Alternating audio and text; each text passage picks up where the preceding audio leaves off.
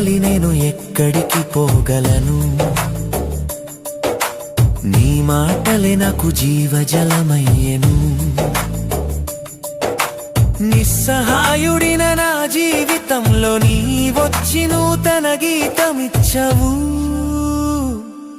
నీ ప్రేమే నా జీవితం యేసయ్యా,